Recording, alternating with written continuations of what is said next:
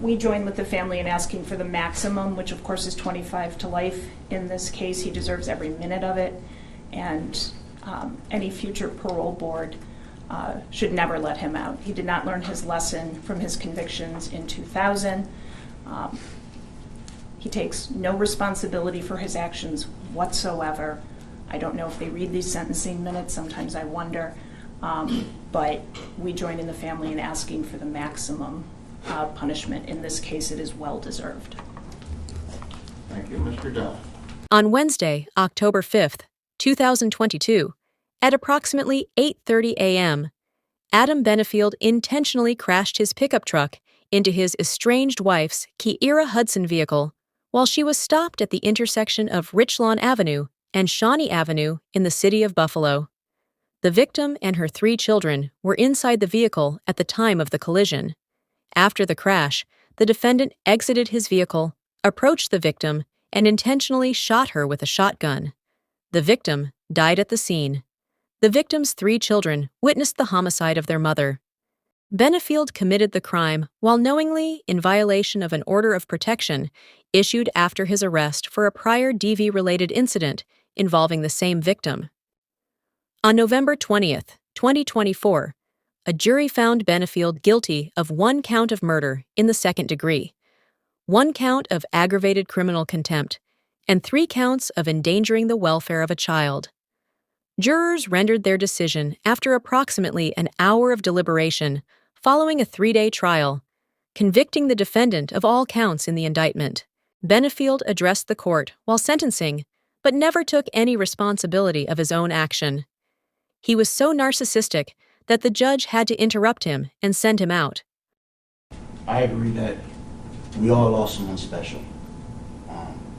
Regarding the characterization that stated, I want to address that, but we all lost somebody special. I lost a wife and a family, and the family that we spent time with and enjoying with the Hudson family.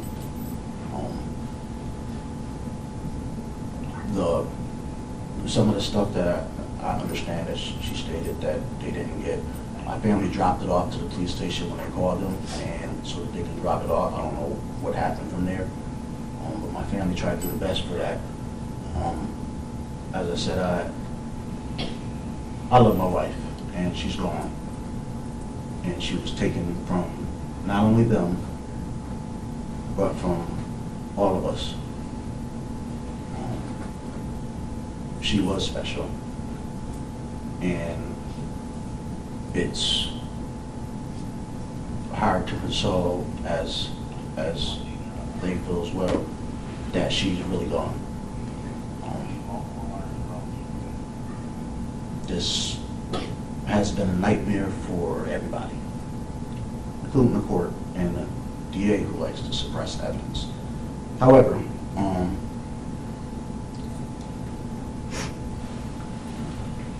as I said, this has been a hard time for everybody.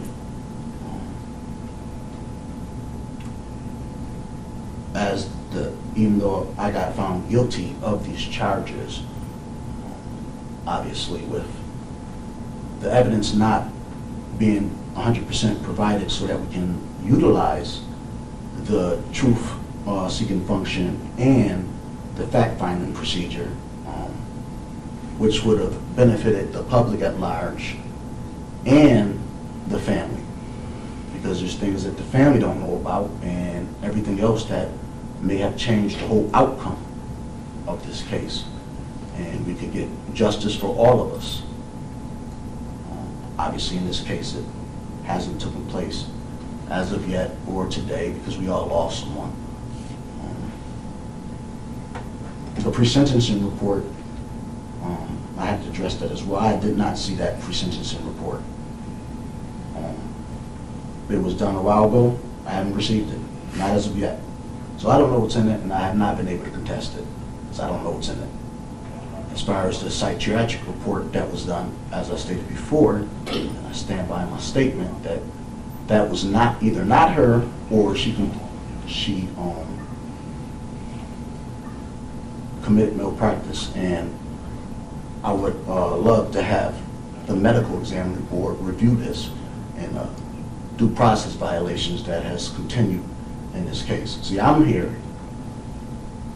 because I don't want to be here. I'm forced to be here to fight these charges. All right, thank you. You're here because the jury convicted you of brutally killing your wife. Interrupting me while I'm talking. I don't interrupt you, so why do you keep interrupting me? I know you can judge, but this Okay, supposed to be due hear me process. out. I've heard enough of this narcissistic. You're a narcissist, and I'm not going to put this It's family not like you're a again. narcissist because you're talking and you're going all. Shut his microphone off, and if you keep talking, I'm going to do it without you. You'll be in there. I've heard enough from you.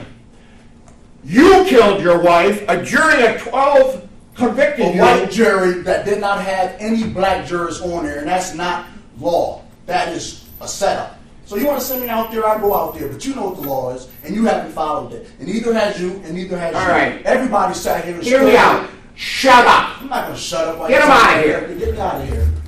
You don't have to- I want to apologize to these children. And I'm so sorry for some reason your mother ever ran into this guy. I wanted to tell him, but I couldn't take it anymore. How he could disregard the love of his child and his two stepchildren by taking a shotgun. And what I heard at this trial, he missed the first shot. He blew her finger off and, from my understanding, hit her shoulder. He could have stopped. And I want to tell him that, but it wouldn't have done any good.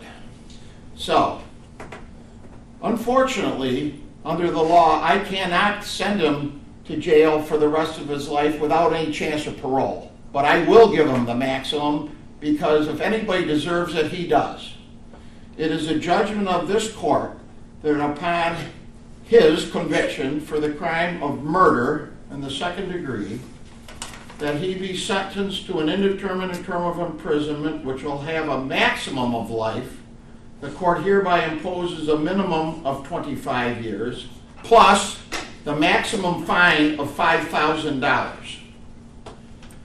With regard to the conviction of aggravated criminal contempt, he is to be sentenced to an indeterminate term of imprisonment having a minimum of 3.5 years, a maximum of 7, and by operation of law, it must run concurrently to the life sentence.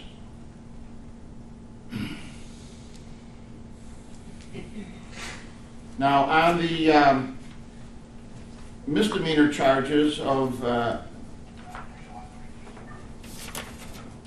3 counts of endangering the welfare of a child, he is fined the maximum $1,000 for a total of $3,000. Now, the surcharge on the felony is $300, crime victim assistance fee is $25, and a $50 DNA databank fee. All fines and all surcharges are to be paid out of prison funds, and he's got a lifetime to pay these fines. He has 30 days on which to file a notice of appeal, and I will write a letter. I want the family to know. I will write a letter to the parole board using the strongest language possible that he never ever sees the light of day. That concludes the sentencing.